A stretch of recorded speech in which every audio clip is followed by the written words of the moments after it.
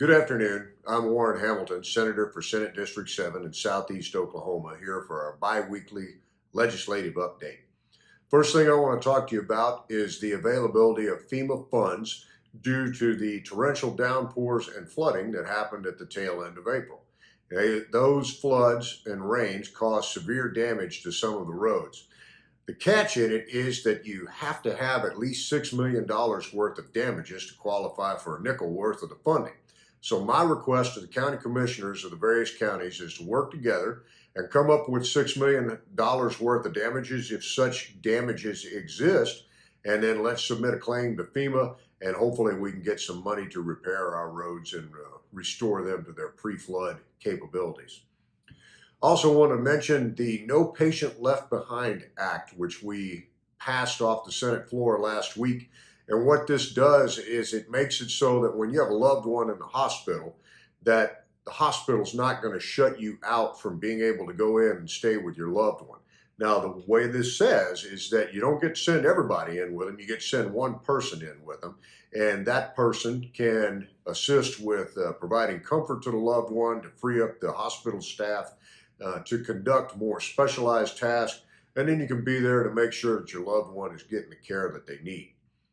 And then finally, I want to talk to you about May this month being Law Enforcement Appreciation Month. So I want to extend a heartfelt thank you to all of our ladies and gentlemen who are part of the Thin Blue Line.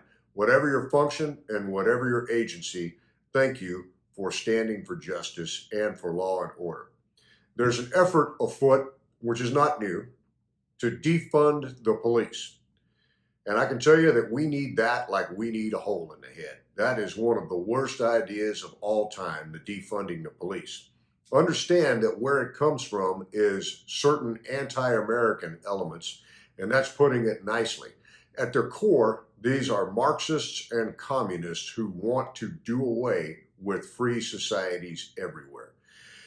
What they're seeking to do by defunding the police is to create such a state of lawlessness that anarchy ensues, and that not only will we accept tyranny to replace anarchy, but we will request and clamor for tyranny in order to provide security.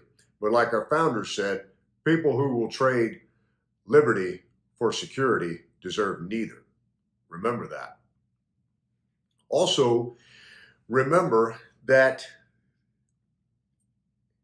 it's often one brave soul with a badge, that the presence of this person not only prosecutes a crime after it's committed, but their very presence prevents a crime from being committed. And so, not defunding the police will not do that. In fact, I voted today for several things that maintain funding for law enforcement, specifically for the Oklahoma State Bureau of Investigation, among others. So when you get a chance, say thank you to everyone that you see that's wearing a badge. They work long hours, the pay's not good, and they end up having to deal with the worst of humanity, and very frequently, people are not glad to see them. And we should be. They provide a valuable service, and they're integral members of our communities. Thank you. God bless you. God bless Oklahoma, and God bless America.